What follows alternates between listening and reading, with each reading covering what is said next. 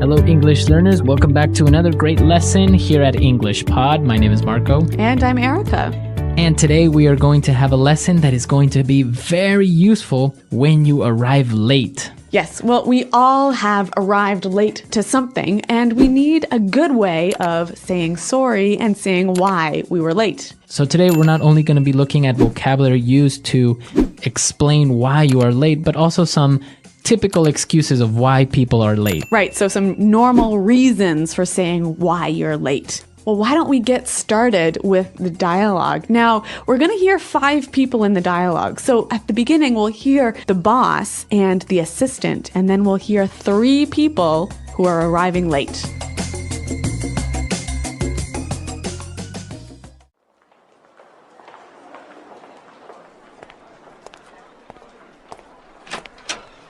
Where's everyone? We were supposed to start 15 minutes ago. Jo called and said she'd be here in a sec. She said she got tied up with a client. Sorry I'm late, everyone. Oh, there was a huge traffic jam on the highway this morning. Morning, everyone. Were you stuck in traffic as well, Jess? There was a huge pileup on the highway, and traffic was backed up for miles. Scott just called and said that he's running late. His last meeting ran over, but he's on his way now. Guys, this is not acceptable. If I say the meeting starts at 10, the meeting starts at 10, not 10:01, and definitely not 10:20. All right, let's get started. So the first thing I want to talk about is I'm really sorry, everyone. I know I'm late, but really, it's not my fault. I was getting a coffee at Starbucks, and the line was way too long. I was waiting for 20 minutes to get my coffee. All right, so, well, good excuses in general, except the last one. I don't think that's such a good excuse of why you're late, right? Yeah, I don't really think if I was the boss, I would be very happy with this employee. Yeah, I don't think coffee is that important. But some of the excuses were good, and some of the language they used to describe the excuses was really great. So let's look at that now in language takeaway. Language takeaway. All right, on language takeaway today, we have 4 words that we're going to be looking at. And well, let's get started with the first one. So Jo called the office assistant and explained that she will be late because she got tied up with a client. To get tied up. So I got tied up with a client. All right, this is a really common reason for being late, but why don't we listen to some examples to help us understand what it means? Example 1. Sorry I'm late, honey. I got tied up at the office. Example 2. I was tied up on the phone all afternoon and didn't get any work done. Example 3. I got tied up in traffic on the way here. All right, so if you get tied up, it means that you get busy with something that you can't avoid. Right, you're busy with something that's so important, it's like you are tied by a rope to that thing. Okay, I got tied up. I'm sorry, I got tied up. Yep. All right, now the first person that arrived to the office will explain that there was a huge traffic jam on the highway. A traffic jam. A traffic jam. A huge traffic jam. Now, we understand traffic, right? Mm-hmm. Cars, a lot of cars. Yep. So a jam, it means that it was like blocked. It was stopped. It was stopped. Yep. There were a lot of cars on the highway and they weren't moving. So a huge traffic jam is a very big stopping of cars. Now, our next word explains why sometimes there is a traffic jam.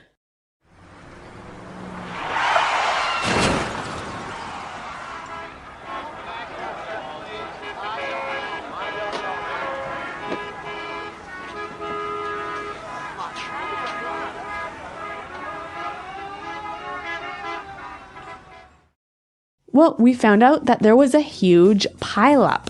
A pileup. A huge pileup. Okay, a huge pileup. Now, if a pileup is another way of saying an accident, right? Yeah, an accident with many cars and they all get piled on top of each other. All right, so many cars got into an accident. Yep. So this could be a reason of why there was a traffic jam. And also a reason for why you were late. Right. Now, the other person, Scott, also called and he said that he's running late. He's running late. He's running late. I'm running late. Now, if I'm running late, am I actually running somewhere? What am I doing? What's happening? You are going to be late, and you know you're going to be late. Okay, I know I'm going to be late. So I'll call you and I'll say, hey, I'm running a little bit late. Yeah, actually, this is the most common thing I say when I'm going to be late. And I think it's really important to know how to use this phrase. So let's hear some more examples. Example 1. Jane is running late. She'll be here in 10 minutes. Example 2. Traffic is really bad, so I'm running late. Example 3. I'm running a bit late, so please start without me. All right, perfect. So running late, a very common way of explaining that you're going to be late, and well, it makes you sound very native. Yeah, it's a great phrase. Now, our last phrase, what we heard, the reason why Scott was running late was because his last meeting ran over.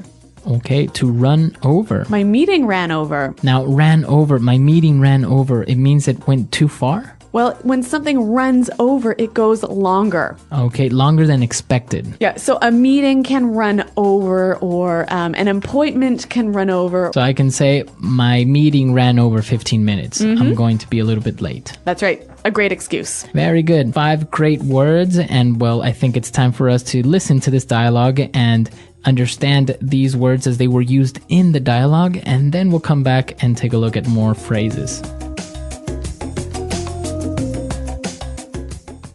Where is everyone? We were supposed to start 15 minutes ago. Joe called and said she'd be here in a sec. She said she got tied up with a client. Sorry I'm late, everyone. There was a huge traffic jam on the highway this morning. Morning, everyone. Were you stuck in traffic as well, Jess? There was a huge pileup on the highway, and traffic was backed up for miles. Scott just called and said that he's running late. His last meeting ran over, but he's on his way now. Guys, this is not acceptable. If I say the meeting starts at 10, the meeting starts at 10, not 10:01, and definitely not 10:20. All right, let's get started. So the first thing I want to talk about is our... I'm really sorry, everyone. I know I'm late, but really it's not my fault. I was getting a coffee at Starbucks, and the line was way too long. I was waiting for 20 minutes to get my coffee. Okay, we got some more great phrases for describing being late. Let's look at them now in Fluency Builder. Fluency Builder. When Joe called, she said she'd be there in a sec. I'll be here in a sec. I'll be here in a sec. So when someone will be here in a sec, it means they'll be here very soon, right? Okay, I'll be here in a sec. I'll be there in a sec. But what about this word sec? It's a short way of saying second. So S-E-C. A sec. Now, it's an exaggeration, obviously, because you won't be there in 1 second, but you're just explaining that you'll be there very, very soon. What about the difference between I'll be here in a sec and I'll be here in a minute? Well, if you say I'll be there in a sec, it means like I'll be there in 1 minute, right? But if you say, oh, I'll be there in a minute, it could be a minute or more like 3 or 4 or 5 minutes. Yeah, I think that's true. Now, again, going back to this traffic issue, we saw that somebody was stuck in traffic. To be stuck in traffic. I got stuck in traffic. Now, when you're stuck in traffic, you can't drive because there are too many cars stopped on the highway. So you are actually in the traffic jam. Yeah, you're stopped there for like 20 minutes. You can't move. Okay, I'm stuck in traffic. I'm going to be late. Really great excuse. And the reason they were stuck in traffic was because traffic was backed up for miles. Okay, traffic is backed up for miles. To be backed up for miles. Now, if I say the traffic is backed up for miles, it means that it's very long, or how does that work? Well, okay, imagine there is an accident and that has caused a traffic jam and the cars are lined up for many miles behind you. Okay, so it's backed up. From that point, there are many miles of cars waiting to pass. Yep. So it's backed up for miles. Very good. So great phrases. And I think it's appropriate for us to listen to the dialogue for the very last time. And then we'll come back and talk a little bit more about this being on time issue.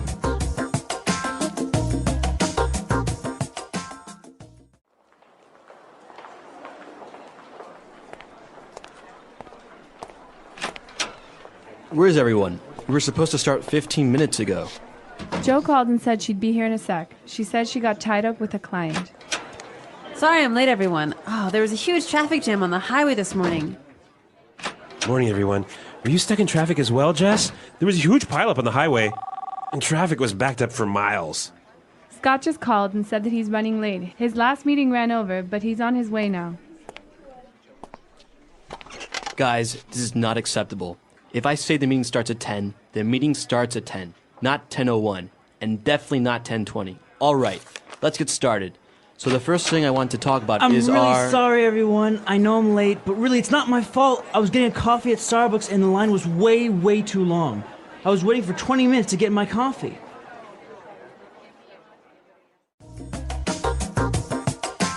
Well, Marco, I know that ideas about time and ideas about being late are different in different countries. Yeah, in different countries, people treat time or being on time in different ways. Yeah, like I'm from Canada and I look at being on time really different than you do, right? Yes, because for example, if you call for a meeting at 9 o'clock, Yep.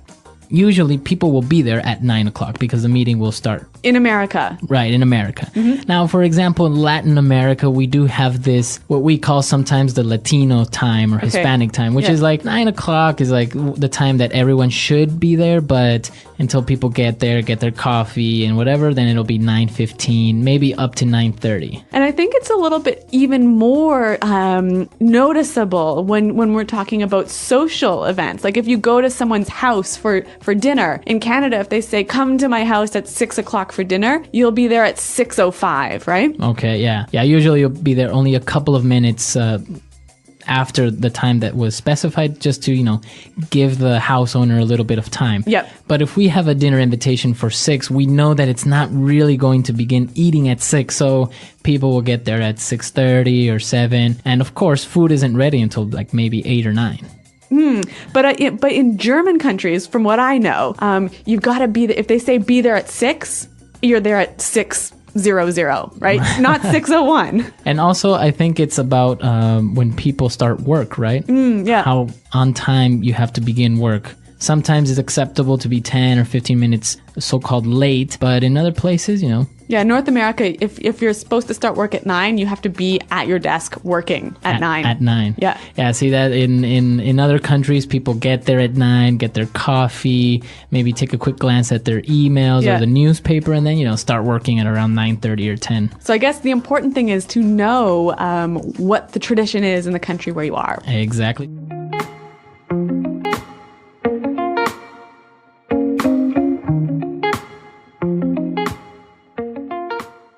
Hi, welcome. Are you ready to listen to our story?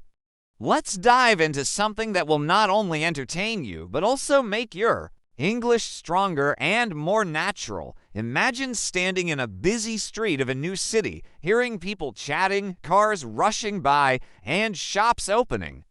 You feel a mix of curiosity and excitement. This is the kind of energy we need when we learn English, a feeling that every word we pick up brings us closer to new opportunities, new friendships, and a better version of ourselves. Let me share a powerful truth. English is not just about grammar rules or memorizing lists of vocabulary. It's about building a voice that can connect you to the world when you walk into a room. And introduce yourself confidently in English. You're not just saying words, you're showing courage. Think about simple but strong phrases like nice to meet you. I'd love to hear your thoughts. Or could you explain that again, please? These are everyday phrases that open doors to meaningful conversations. One of the biggest mistakes many learners make is waiting for the perfect moment to start speaking. The perfect moment never comes. Instead, every little moment counts: ordering coffee, asking for directions, talking about the weather. For example, instead of just saying it's hot, you can say the weather is so warm today. I think I need a cold drink. Small changes like this make your English sound alive, real, and interesting. There's also something magical about learning phrases instead of single words. If you only know the word busy, you might feel limited. But if you know phrases like I'm swamped with work or things are pretty hectic right now, you suddenly sound more fluent and natural. Try using these in your mind today and imagine yourself in real-life conversations. The more you practice, the more your confidence grows. Remember, English is not a race. It's like planting a tree. Every day you water it by listening, reading, and speaking. Some days it grows a little, some days a lot, but one day it becomes strong and unstoppable. So, let's keep watering your English tree with powerful, practical, and fun lessons that stick with you. Picture this. You walk into a coffee shop and the barista smiles and asks, "What can I get for you today?" In that moment, your mind might go blank, but this is where real-life English begins. Instead of panicking, you can prepare yourself with simple, natural phrases that make you sound confident and friendly. You could say, "Hi, I'd like a cappuccino, please," or "Could I get a medium latte with almond milk?"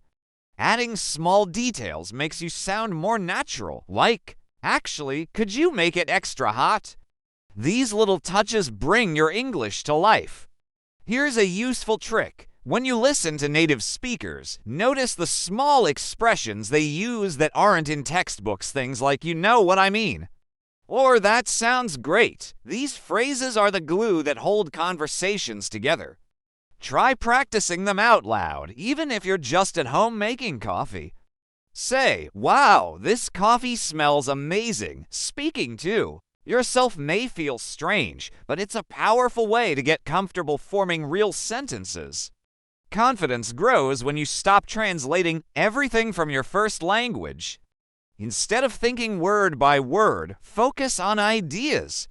For example, if you want to say you're tired, you don't have to translate directly.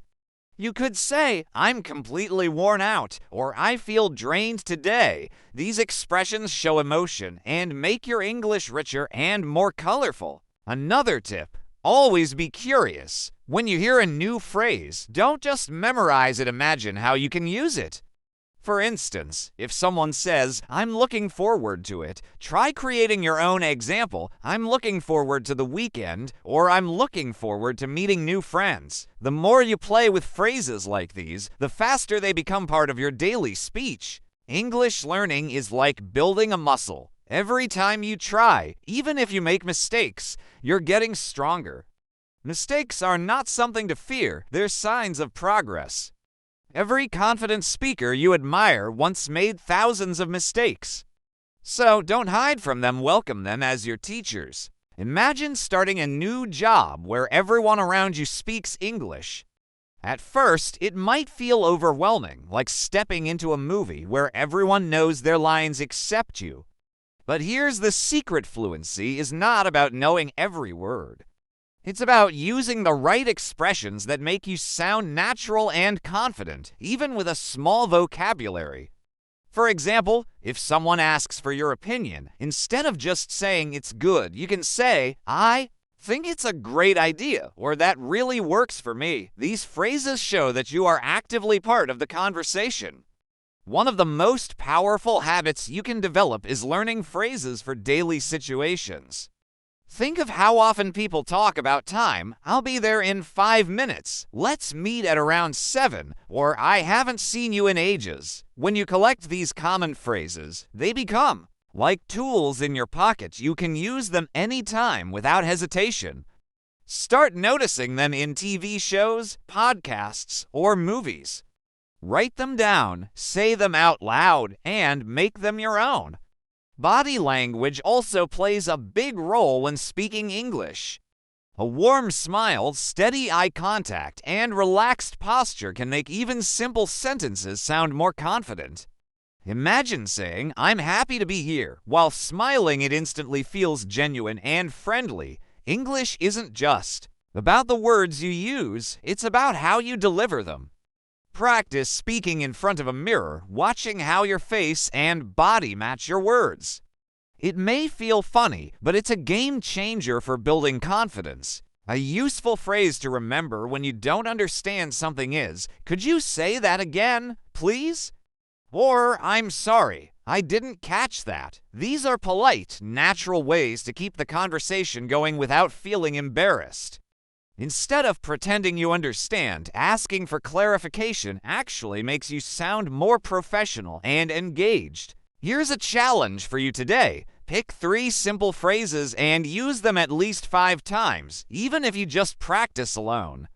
For example, try saying, "That sounds interesting, I totally agree, and what do you think about that?"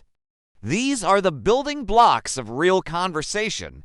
With every practice, you're not just learning English, you're learning how to connect with people in a way that feels real and meaningful. Think about how often we share stories in daily life.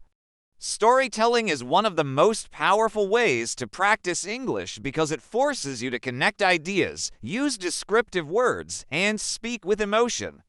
Imagine someone asking, "How was your weekend?"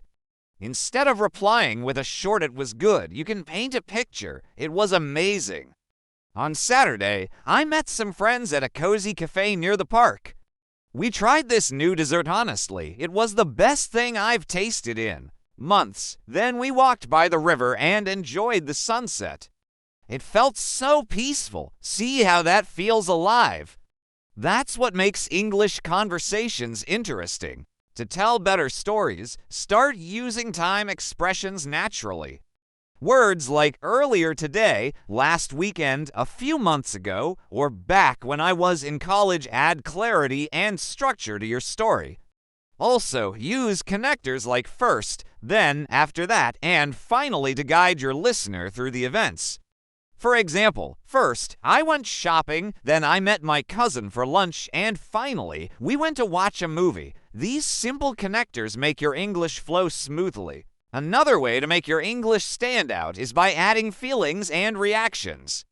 Instead of just saying, "I went to a party," say, "I went to an incredible party, and I couldn't stop laughing all night. The music was amazing, and the energy was just electric." Descriptive language grabs attention and makes your English sound richer. When you listen to English speakers, notice how they use intonation, the rise and fall of their voice. If you speak every sentence with the same tone, it sounds flat and boring. But if you emphasize key words, your story becomes alive. For example, say, "It was such a beautiful day," or "I couldn't believe what happened next." Try practicing this with short phrases in front of a mirror. Finally, keep a small story journal. Write 2 or 3 sentences about something interesting that happened during your day. Then read it aloud, adding emotion and expression. Even 5 minutes of this practice can transform your fluency. It's not just about speaking. It's about connecting your ideas with feelings, which is what makes English powerful and memorable. Have you ever noticed how much confidence comes from the way you start a conversation? The first few seconds can set the tone for everything that follows. Imagine meeting someone new. Most people just say, "Hello, how are you?" But what if you could sound more natural and friendly? Try saying, "Hi, it's so nice to meet you." Or, "Hey, I've heard so much about you." These small variations instantly make you sound more warm and engaging. One of the best skills you can develop in English is the art of small talk. Small talk might seem unimportant, but it's how people build trust and connections. Think about situations like waiting for a bus, standing in line, or meeting someone at work. Simple phrases like, "It's such a lovely day, isn't it?" Or, "I can't believe how busy this place is," help you start conversations without pressure. From there, you can ask open-ended questions like, "What do you usually do on weekends?" Or, "How did you get into your job?" Questions like these invite longer, more natural answers. When speaking English, one mistake many learners make is using very basic responses like yes or no. Instead, give complete, thoughtful answers. If someone asks, "Do you like movies?" don't just say yes. You can say, "Yes, I love watching movies, especially thrillers. I watched a great one last week, and have you seen it?" This not only shows your personality, but also keeps the conversation going. It's also important to learn reaction phrases. Native speakers often use short, emotional responses like really, "That's awesome," "No way," or "Wow, that's interesting." These quick reactions make you sound involved and help you connect better with the person you're talking to. You can practice these by watching TV shows or listening to podcasts, repeating them with the same tone and energy. A good exercise is to role-play real situations in your mind. Pretend you're meeting someone at a cafe. Start with, "Hi, how's your day going?" and imagine what they might say. Then respond naturally with something like, "That's great to hear." "I've been looking forward to a coffee all day." Role-playing like this trains your brain to think quickly in English and builds confidence when the real moment comes. Have you ever wondered why some people sound so natural when they speak English? It's not just about vocabulary. It's about rhythm, tone, and the little expressions that make their speech sound alive. Think about how native speakers often use contractions, like saying "I'm" instead of "I am," or "don't" instead of "do not." These small details make your English smoother and more conversational. Instead of saying, "I do not know," you can say, "I don't know," or even, "I'm not sure." It's simple, but it makes a big difference. One powerful technique for improving your fluency is shadowing. This means you listen to a short audio clip, maybe from a podcast or a movie, and repeat what you hear in real time, matching the speaker's tone and speed. Imagine watching a movie scene where someone says, "I can't believe this is happening," and you copy their voice, emotion, and rhythm.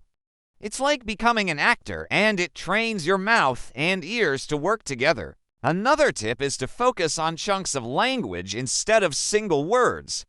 For example, instead of memorizing the word interested, learn the phrase "I'm really interested in." Then practice using it in real situations. "I'm really interested in photography," or "I'm really interested in learning new languages." This way, you sound more natural and avoid stopping mid-sentence to think of the right grammar. Listening carefully is just as important as speaking. Pay attention to how people naturally pause in a sentence, like when they say, "I was thinking." Maybe we could try something new. These little pauses and fillers like "actually," "well," and "I mean" make conversations flow more smoothly. They also give you time to think while still sounding natural. Here's a challenge you can try today. Pick one phrase that you've heard native speakers use often, like "that's a good point," and use it at least 5 times. It might feel strange at first, but repetition is what makes it stick. Over time, you'll find that these phrases become automatic, and your English will start to feel more like a real conversation rather than something you're forcing yourself to do. Let's talk about confidence, the real key to sounding natural in English. Confidence is not about speaking perfectly, it's about speaking without fear. Imagine you're at a meeting or a dinner where everyone is speaking English. Instead of staying silent, you can take small steps to join the conversation. Phrases like "I'd like to add something," "That's an interesting idea," or "I agree with you, but maybe we could look at it this way," help you participate with confidence, even if you only say a few sentences. One of the best ways to build this confidence is to prepare go-to phrases for common situations. For example, when you meet someone new, you can say, "Hi, it's great to see you." Or, "I don't think we've met before, what's your name?"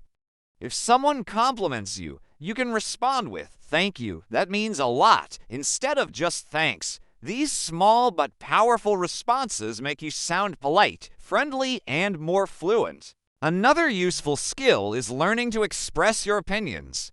Many learners hesitate because they're worrying about making mistakes. But sharing your opinion doesn't have to be complicated. You can start with easy expressions like, "In my opinion," "I feel like," or "I think that." For example, "I think that movie was fantastic because the story felt so real," or "in my opinion." Learning through conversations is much better than reading grammar books. Opinions like these keep conversations alive and engaging. Also, learn how to agree and disagree politely. Instead of just saying yes or no, try, "That's true, I completely agree with you," or "I see your point, but I have a different perspective." Phrases like these show respect while sharing your thoughts. It's the kind of English that not only sounds natural, but also helps build better relationships with people. Confidence also grows when you stop being afraid of mistakes. Native speakers don't judge you for making errors. In fact, they admire your effort. Every time you speak, think of it as practice, not a test. Tell yourself, "It's okay to make mistakes. I'm learning." The more you practice this mindset, the more natural and relaxed your English will sound, even in challenging situations. Have you ever felt stuck when a conversation suddenly becomes longer than you expected? This is where the skill of keeping a conversation alive becomes so important. Native speakers don't just answer questions, they add little comments, ask follow-up questions, and share personal thoughts. For example, if someone asks, "How was your weekend?" you could say, "It was great. I went hiking with some friends. The weather was perfect, and we even found a beautiful waterfall." Have you ever tried hiking? By adding details and asking a question, you turn a simple reply into a real conversation. A useful technique is called expanding your answers. Instead of giving one-word responses, add reasons, feelings, or small stories. If someone says, "Do you like cooking?" don't just say yes. You can say, "Yes, I love cooking, especially Italian food. I tried making homemade pasta last week, and it turned out better than I expected." Adding a small story makes you sound more engaging and interesting. Another secret is learning transition phrases that help you move from one topic to another. Phrases like "speaking of that," "that reminds me of," or "by the way," are very common in daily conversations. For example, speaking of food, "Have you tried that new restaurant downtown?" These simple connectors make your English sound smooth and natural, just like native speakers. Pay attention to how tone and emotion shape conversations. When you say something with excitement like "That's amazing," or "I can't believe it," you create energy that keeps people interested. Practice saying these reaction phrases with different emotions. You'll notice how much more alive your English sounds when you add feeling instead of speaking in a flat tone. A great daily practice is to think about 3 interesting things that happened to you today, no matter how small. Then explain them out loud as if you're telling a friend. For example, "Today I discovered a tiny coffee shop with the best chocolate cake. Honestly, it was heaven." This exercise trains you to think quickly, add emotion, and build your storytelling skills, all while improving your fluency. One of the most powerful ways to master English is to make it part of your daily life. Think about all the moments in your day when you could use English, even for a few seconds. When you wake up, you can describe your day out loud. "Today is going to be a busy day. I have so much to do, but I'm ready for it." When you cook, think in English. "I need to chop the onions, add some salt, and let this sauce simmer." These small moments train your brain to use English automatically, without translating. Reading and listening are also key to improving your speaking. Choose topics that excite you. Maybe it's travel, food, sports, or technology, and find English podcasts or short videos about them. When you hear a new phrase, repeat it and create your own sentence with it. For example, if you hear someone say, "I can't get enough of this song," you can practice by saying, "I can't get enough of this coffee. It's so good." Reusing real-life expressions makes them stick in your mind. Writing can also transform the way you speak. Keep a daily journal, even if it's just 3 sentences. Write about your day, your plans, or your thoughts. For example, "Today I learned a new English phrase, 'take it easy.' I'm going to use it when someone feels stressed." Writing helps you remember words and structure your thoughts more clearly. Don't forget the importance of listening actively. Try to notice how native speakers connect words. For instance, they say gonna instead of going to, like I'm gonna grab lunch. Practice repeating these natural forms. It's not about speaking fast, it's about sounding natural and relaxed. Most importantly, keep your motivation alive. Learning English is not about studying for hours, it's about making it fun and part of who you are. Every new phrase you learn is a new tool for connecting with the world. So, stay curious, stay confident, and keep going. Thank you for being a part of Best English Podcast Zone. The English Pod Audio Review. Listen to the meaning, then say the vocabulary word. The quality of always being on time. Punctual. Blocked, so you can't move forward. Backed up. Later than planned, late. Behind schedule. Sleep later than planned. Sleep. Become busy, unable to leave. Got tied up. The quality of often being late. Tardiness. Move very quickly. Hustle. Going to be late. Running late. To go beyond a limit. Ran over. So make cars on the road that you cannot drive or move forward. Stuck in traffic.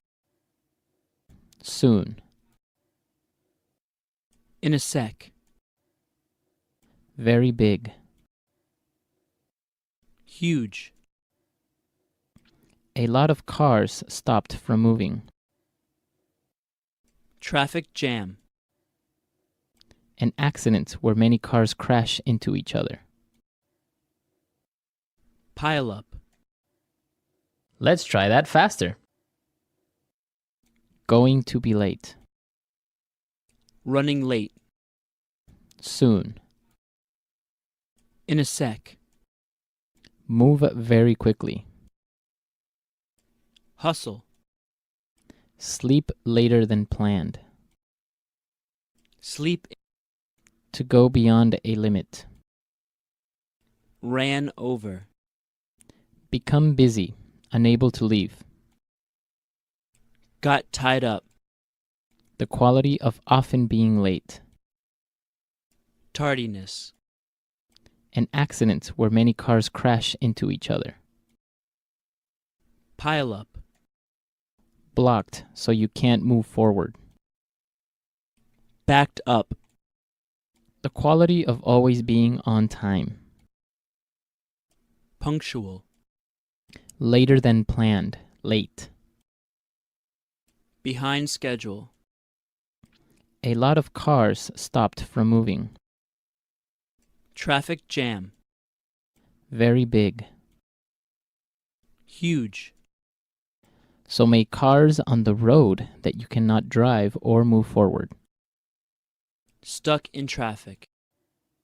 Now say the word and hear it in a sentence. Stuck in traffic.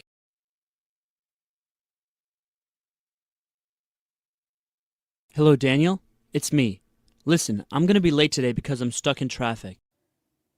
Stuck in traffic. We should leave early this morning or else we'll get stuck in traffic.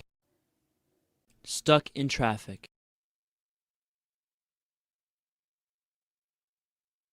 We should have taken the other highway. Now we'll be stuck in traffic for at least an hour. Ran over. The meeting ran over by more than 30 minutes. Ran over.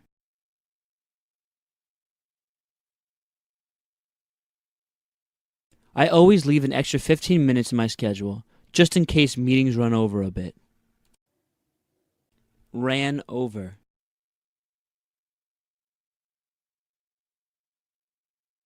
Frank always forgets about the time and runs over the time limit of his presentations. Running late. Jane is running late. She'll be here in 10 minutes. Running late. Traffic is really bad, so I'm running late. Running late.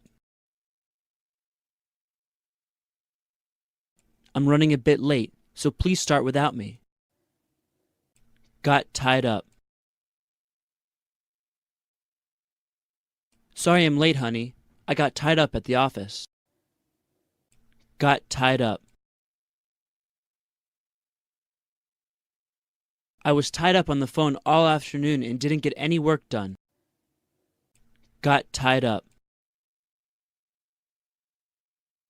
I got tied up in traffic on the way here. The accident backed up traffic for miles.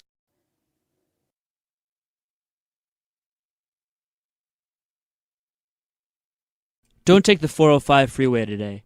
There was an accident, so there are cars backed up for miles.